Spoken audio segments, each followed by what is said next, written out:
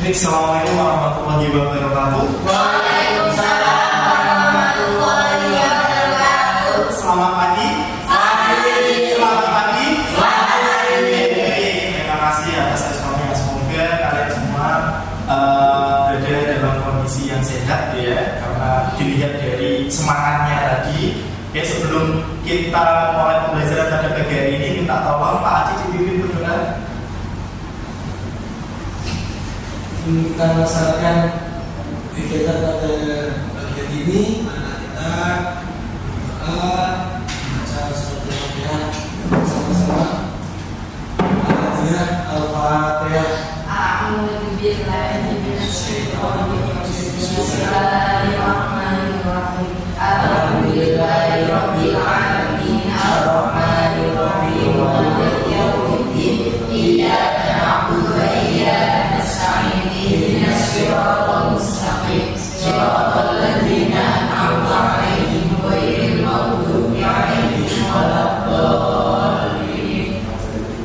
Terima kasih Mas Haji ya, sebagai ketua kelas. Ya. Selanjutnya saya mau ngecek kehadiran kalian semua ya, apakah hadir semua atau tidak. Nanti saya akan panggil satu persatu, nanti bisa tunjuk tangan dan bilang hadir gitu ya. Siap.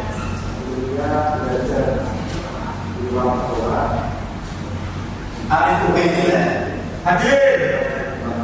Ayu Nima Hadir. Anak Bilawakda Ahmad Yasin hadir. Nailul Hadir. Haji Nugroho hadir. Alhamdulillah ya. Jadi semuanya hadir dari ini.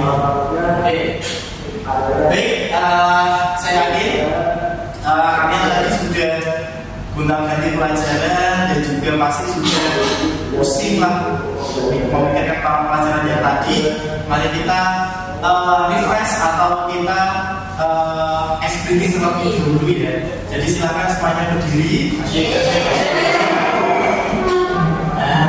Nanti ikuti gerakan saya ya. Jadi nanti ketika saya bilang tangan ke atas menggapai bintang, nah jadi nanti semuanya nanti gini ya. Tangan ke samping burung yang terbang, tangan ke depan ikan berenang. Kemudian tangan dilipat siap belajar, gitu ya. Oke. Nanti masih ada lagi. Putar-putar, tangan diputar, gulung-gulung, tangan digulung. Sekolah mereka di pagar bunda, kanan, kiri, atas, bawah, siap belajar. Jadi terus setelah itu saya bilang satu jari kanan, satu jari kiri, gabung menjadi dua jembatan. Nah, terus kalian bilang panjang, gitu ya. Jari kanan, dua jari kiri, gabung menjadi empat, dua kamera cekrek, gitu ya. Tiga jari kanan, tiga jari kiri, gabung menjadi enam, dua menara tinggi. Empat jari kanan, empat jari kiri, gabung menjadi delapan, dua telinga besar. Lima jari kanan, lima jari kiri, gabung menjadi 10, siap belajar. Gitu guys. Oke, kita mulai ya. Siap. Tangan ke atas menggapai bintang, tangan ke samping burung yang terbang, tangan ke depan ikan berenang, tangan dilipat siap belajar. Putar-putar, diputar, gulung-gulung, tangan digulung. Ulang mereka di pagar bunda, kanan, kiri.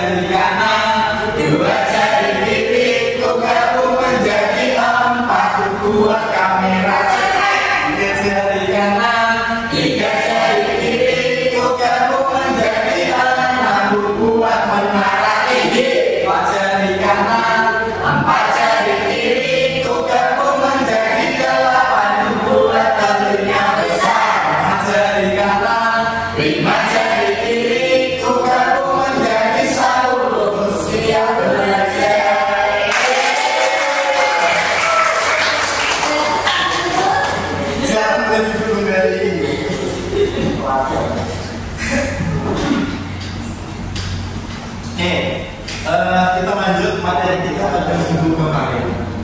Ya. Kemarin sudah saya jelaskan apa itu AI.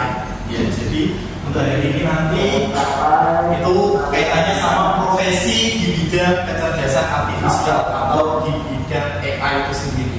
Jadi sebelum masuk ke sini ya, jadi semakin berkembangnya zaman itu ada profesi yang hilang, juga ada profesi yang muncul.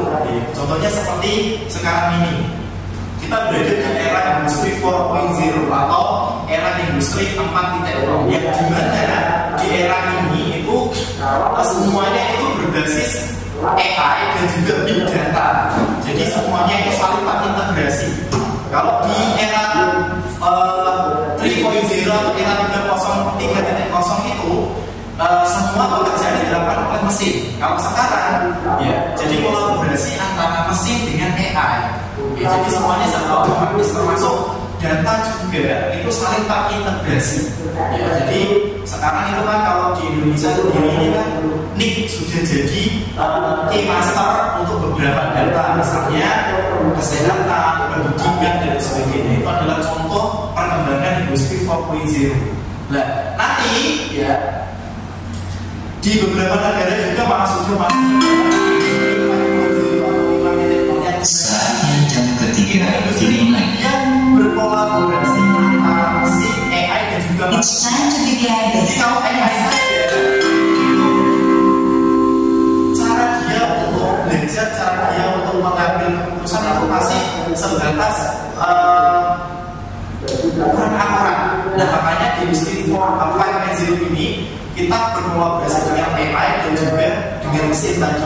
Jadi untuk menciptakan suatu karya, program atau apapun itu. Makanya kalau kita sudah lihat ya, contoh Google VO3, ya, pembuatan video dengan Google VO3 itu sendiri adalah contoh perkembangan yang sudah masuk ke dalam industri 5.0. Kita tidak perlu stuntman, kita tidak perlu kru, kita tidak perlu talent untuk membuat sebuah video. Ya, jadi kita hanya perlu kreativitas kita saja untuk dibuat video. Jadi nanti katanya akan ada sendiri. Nah itu adalah salah satu contoh dari perkembangan industri 5.0 yang itu sudah berjalan di luar negeri. Kalau kita masih di 4.0. Nah, kira-kira nanti ini apa saja sih profesi yang akan muncul ya di era ini, di era 4.0 ya. Sebelum itu, nah, saya akan menyampaikan tujuan pembelajaran pada bagian ini. Yang pertama adalah siswa dapat menyebutkan dan menjelaskan berbagai profesi di bidang kecerdasan artifisial beserta peran dan juga tanggung jawabnya. Ya, jadi ini nanti kalian diharapkan bisa ya mengetahui apa saja sih kira-kira profesi yang berkaitan dengan AI itu ada apa saja, kemudian peran dan tanggung jawabnya itu apa. Ya, jadi tujuan kita hanya sampai sebatas itu saja. Oke, lanjut. Saya dari sini saya punya 3 gambar, 3 logo, 1, 2, 3. Nah logo ini memang saya sengaja crop ya. Oke, itu yang logo pertama kira-kira logo apa sih? Ya tahu aku dulu. Gak tahu. Anda tahu logo apa ini? Gak tahu. Kalau yang kedua, Meta. 2. Oh benar. 2 ini.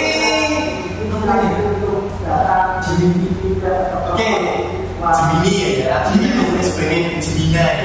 Yang ketiga, Meta. Ya, saya tahu semua Meta ya, karena ini kan dekat dengan kita ya. Kita memakai produknya Meta semua ya. Facebook, Instagram, kemudian WA itu dekat dengan kita.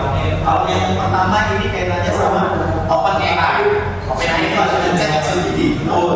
ChatGPT. Ya, ini adalah contoh semua AI ya, contoh AI yang bisa mengenerate yang bisa mengenerate konten atau mengeneralisasi konten. Jadi kita tinggal berikan perintah, dia akan membuat konten. Ya, jadi ini adalah contoh AI tersebut.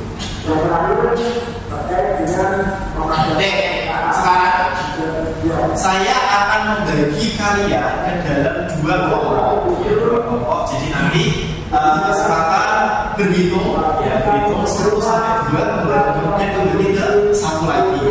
Oke, silakan mulai dari Naila dulu 1. 1, 2, 1. 2, 1. Oke, sudah. Jadi silakan kalian berkelompok berdasarkan kelompoknya. Kelompok 1 sini, kelompok 2 di sini. Silakan. 1, 1.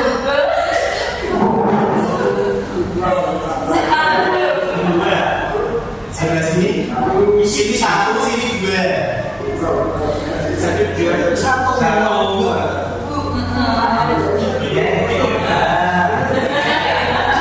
Nah, ini saya akan berikan LKPD. Saya akan berikan LKPD. Nanti silakan kalian bisa diskusikan dan juga bisa browsing di internet. Nanti dicari apa namanya profesi apa saja yang berkaitan dengan kecerdasan artifisial. Ya, jadi nanti akan saya berikan waktu 2 menit cukup ya. Sangat cukup ya. Jadi silakan nanti kalian diskusikan. Saya akan kasih waktu 2 menit. Selain itu nanti perwakilan kelompok bisa mempresentasikan hasil diskusinya. Seperti itu.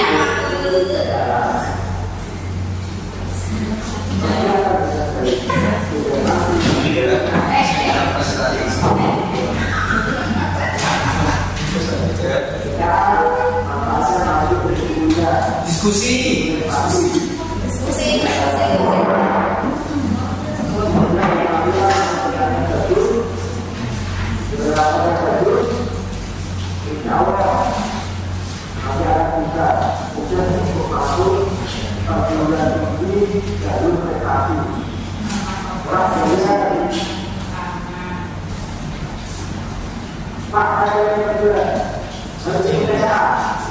Ya, boleh searching, buka internet juga boleh.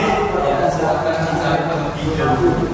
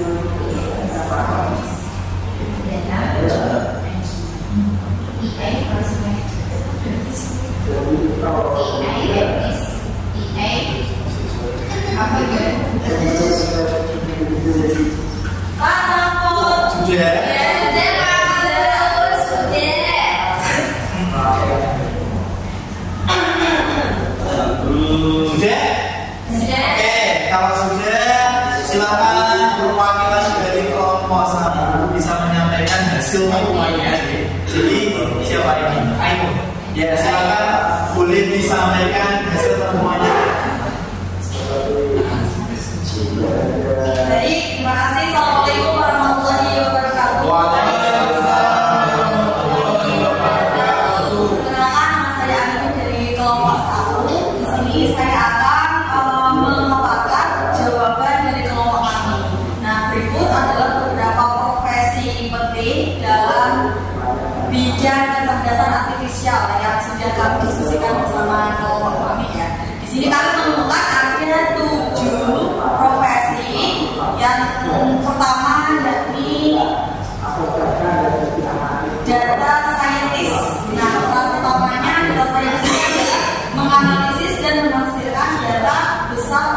menyimak pola yang berbeda bagi pengambilan keputusan. Tanggung jawab utama pada profesi ini adalah yang pertama mengolah data tentang menjadi informasi yang bermakna, menggunakan algoritma dan statistik yang memprediksikan, serta membuat visualisasi data agar mudah dipahami. Profesi yang kedua yakni machine learning engineer, yang peran utamanya adalah membangun dan mengembangkan model machine learning untuk melatih sistem agar bisa belajar dari data. Tanggung jawab peran pada profesi ini adalah yang pertama mendesain arsitektur model pembelajaran mesin, mengoptimalkan akurasi dan efisiensi model, mengintegrasikan model ke aplikasi nyata. Yang ketiga yakni AI Research Scientist. Peran utamanya adalah meneliti dan mengembangkan algoritma baru untuk meningkatkan kemampuan sistem cerdas. Tanggung jawab pada profesi ini adalah melakukan riset inovatif di bidang AI, mempublikasikan hasil penelitian, meningkatkan efisiensi dan akurasi algoritma. Sudah. Nah, mungkin itu saja yang bisa kami sampaikan dari kelompok 1. Terima kasih. Wassalamualaikum warahmatullahi wabarakatuh.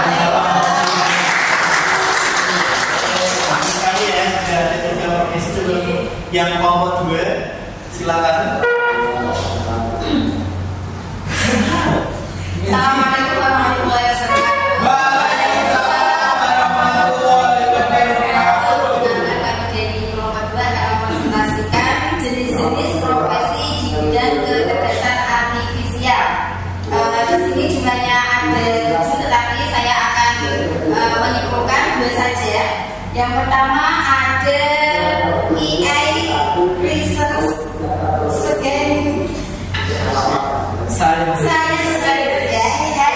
Scientist. Ada peran utamanya meneliti dan mengembangkan algoritma baru untuk meningkatkan kemampuan sistem cerdas.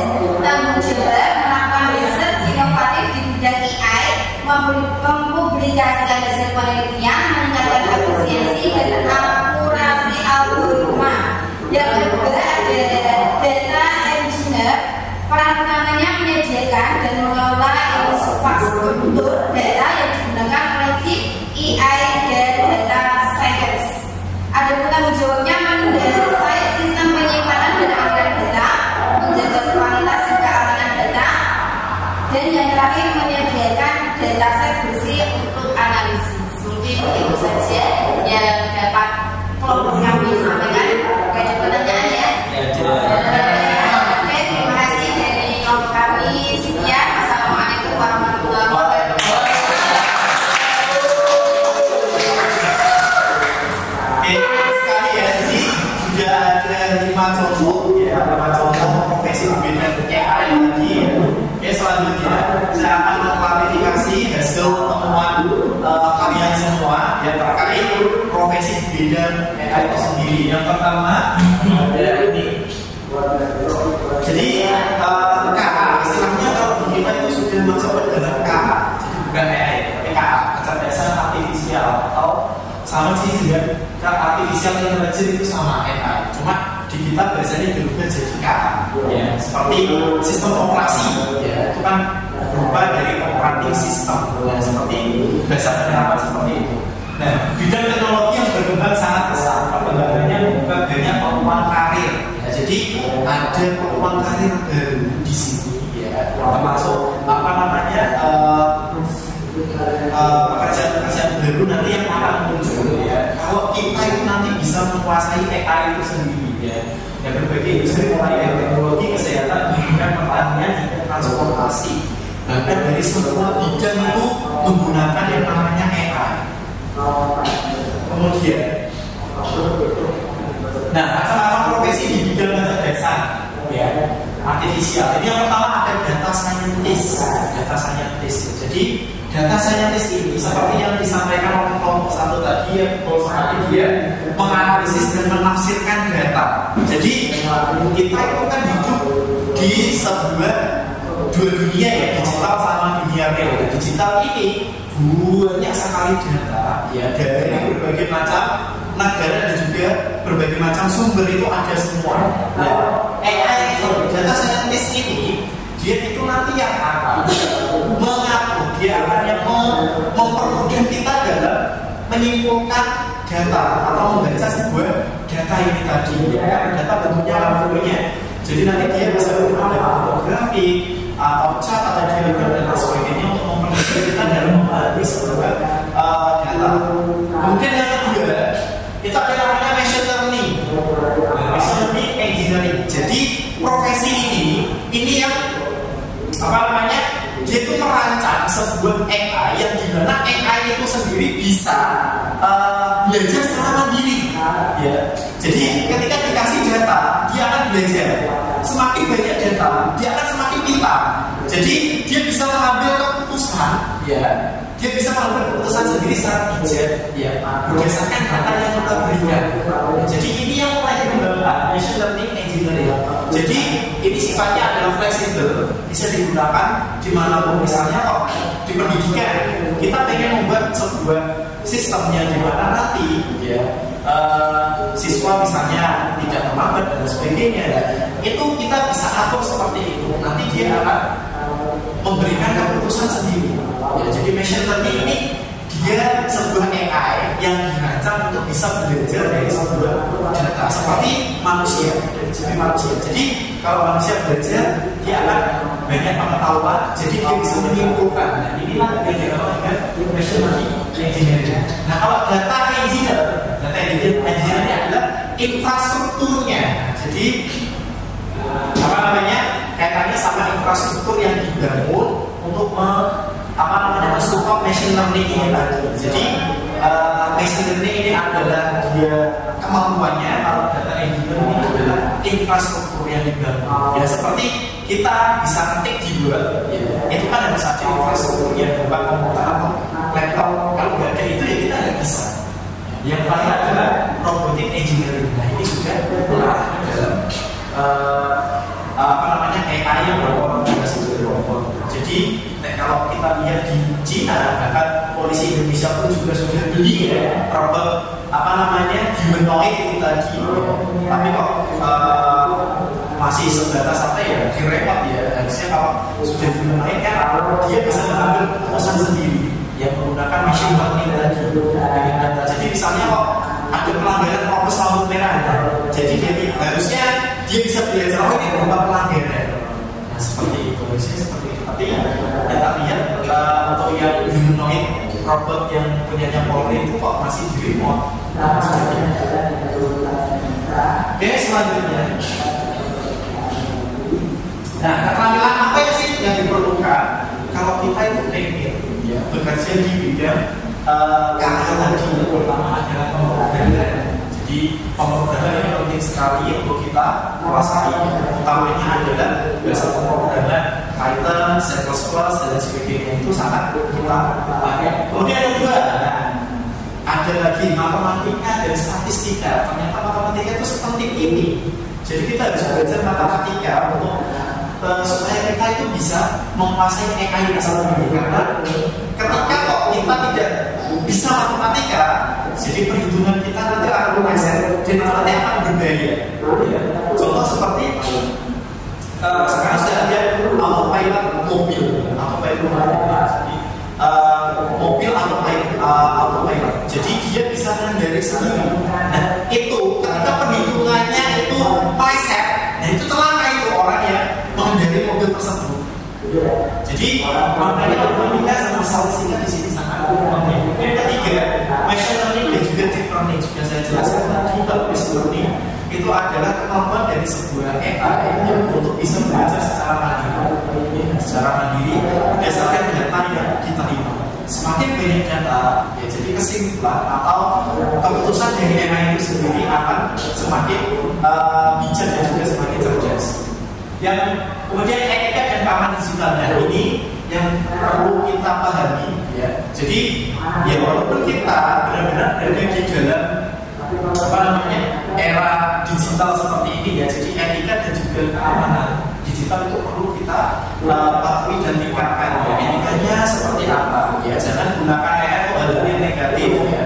Jadi contoh misalnya Pak Haji pengen punya gambar apa, dia generate gambarnya siapa lewat Google VO3 atau lewat Jemina ya. Saya buatkan gambar ini dengan seperti ini, orangnya seperti ini ya. Jadi jangan disalahgunakan seperti itu. Kemudian keamanan juga sama. Keamanan digital ini perlu kita tingkatkan. Makanya sekarang itu sudah ada yang namanya biometrik, kemudian apa namanya verifikasi dua langkah dan sebagainya ya, supaya akun kita, data-data kita itu bisa aman. Sekalinya kita data itu bocor ya bisa dimanfaatkan oleh orang yang memiliki niat jahat. Yang terakhir, keterampilan teknis ya. Ini kaitannya sama soft skill kita. Soft skill itu ya cara kita berkomunikasi, cara kita untuk membangun relasi, cara kita untuk bersosialisasi. Ini adalah kemampuan yang saya yakin ini diperlukan, tidak hanya di profesi ini saja, tetapi di semua profesi ini yang paling penting sebetulnya kemampuan teknis ini ya.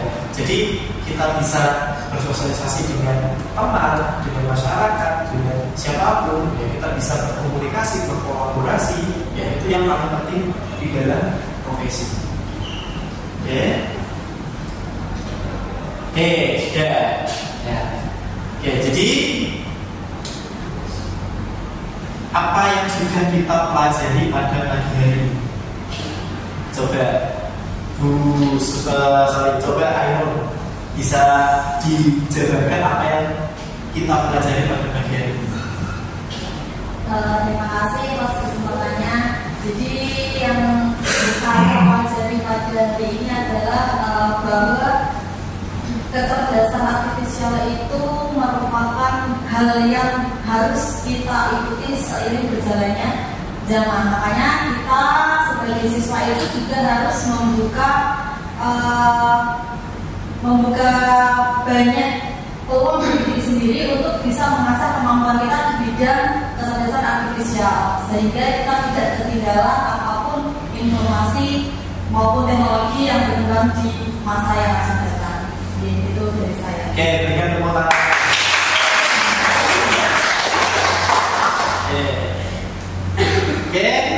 Jadi betul sekali apa yang dikatakan oleh Ainul tadi ya, mau tidak mau kita juga harus mengikuti perkembangan yang dinamis ini. Kita tidak boleh terus saklek dengan pemikiran kita yang tidak mau mengikuti teknologi. Aku satunya ini kok, aku tak bisa teknologi. Nah, saya berpikir seperti itu. Jadi kita harus dinamis ya.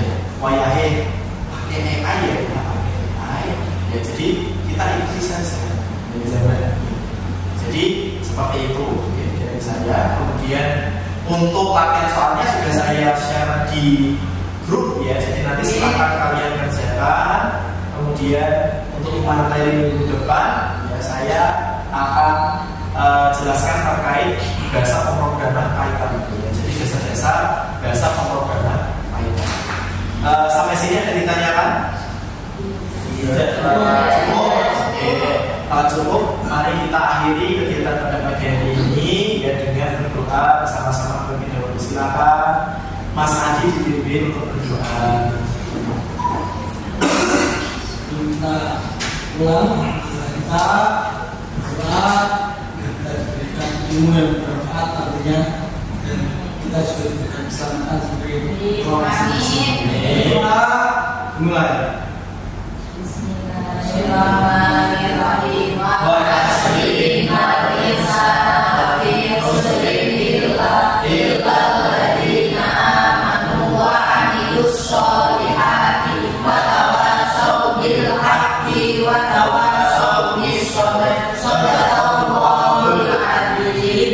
Terima kasih atas perhatian dan kerjasamanya. Sampai jumpa lagi minggu depan. Assalamualaikum warahmatullahi wabarakatuh.